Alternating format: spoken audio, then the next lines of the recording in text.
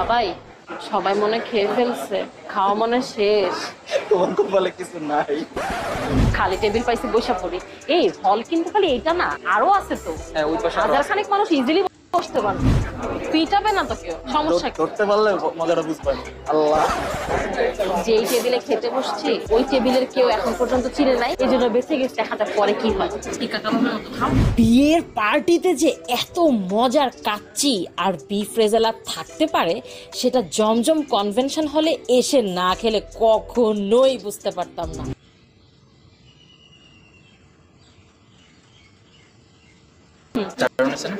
বিয়ে বাড়ির খাবার হোক যেমন তেমন, জর্দাটা ফাটাফাটি হয়েছে। আরো কতগুলো ডেজার্ট দিছে দেখছো?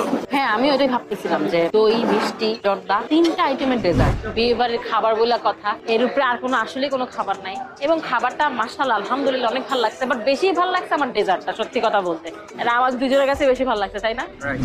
একটা ইন্টারেস্টিং ব্যাপার খেয়াল করছো, এখানে পর্দা কেন জানো?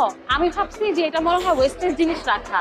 এখানে হচ্ছে কনে আছে আর সেই সাথে মহিলারা এখানে খাচ্ছে, মানে যারা আর কি পর্দায় থাকতে চায় তাদের জন্য পর্দার ব্যবস্থা করে দিচ্ছে। ইন্টারেস্টিং না ব্যাপারটা? আমি কিন্তু এরকম কখনো দেখি নাই। কারো পর্দা ব্রেক করো না, চলো এখানে। হ্যাঁ হ্যাঁ, চলো আসো আসো আসো। আসো আসো, কি চলো। ছবি তুলবো না ওদের সাথে? তোমার এত সাহস আবার ছবি তুলতে যাবা? শোনো, সব ব্লগাররাই জীবনে একবার কইরা একটা ব্লগ বানায়, এরকম বিনা দাওয়াতে বিয়া খাইতে যায়। আজকেও আমি সেটাই ট্রাই করতেছি, বুঝার জন্য আসলে কি হয়। ছবি তুলবা না? চলো। সাহস থাকলে তুলো। না তুমি গেলে যাবো, না না। আচ্ছা, ওরা গিফট টিফট দিতেছে এখন, বুঝছো? তুমি গেলে তোমার কাছ থেকে একটা বর কনেকে যদি কোনো গিফট না দেয় তাহলে কি আমার পাপ হবে? বিশাল পাপ হবে।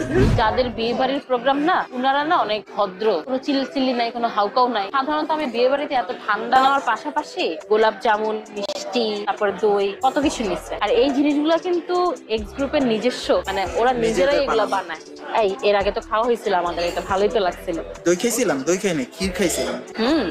ভালোই তো। এখানে শুধু বিয়ে না তো, যে কোনো ধরনের কর্পোরেট প্রোগ্রাম হোক, মিটিং হোক, বা যে কোনো ধরনের যে কোনো অনুষ্ঠান করা যাবে, সবকিছু করা যাবে। সুন্নতে খতনা বেলা হাসলা কেন? কাটে যে ছি, বুঝিনি। মানে আমি কোন পক্ষ থেকে আসছি? আমি বিরোধী দল থেকে আসছি। সেটা জানি যে তুমি তোমাকে সবাই চেনে তুমি কোন মনে নিশ্চয়ই না। কি ভাবতেছেন যে এত বড় একটা বিয়ের প্রোগ্রামে আসছি বিনা দাওয়াতে, ধরা খাবো না? শেষমেশ তো ধরা খেয়েই গেলাম। কিন্তু ভাগ্য ভালো যে এই ধরাটা আমি খাবারের আগে খাই নাই, খাবারের পরে খাই। খাওয়া দাওয়া শেষ। খাওয়া দাওয়া শেষ, ধরা গেলে সমস্যা নাই। বাই দ্য ওয়ে, এটা হচ্ছে মেইনলি এক্স গ্রুপের একটা প্রতিষ্ঠান, যেটা হচ্ছে জমজম কনভেনশন হল, মানে পার্টি সেন্টার। ওদেরকে বলে আসছি, বাট অনেস্টলি স্পিকিং বিয়ের প্রোগ্রামের একজন পার্সনও জানতো না যে এখানে আমি আসবো বিনা দাওয়াত খাইতে। আজকে যাবে ভাই আর সাদিয়াপুর বিয়ে হচ্ছে, তাদেরকে অনেক অনেক শুভকামনা। আর সেই সাথে আজকে হচ্ছে একজনের শেষ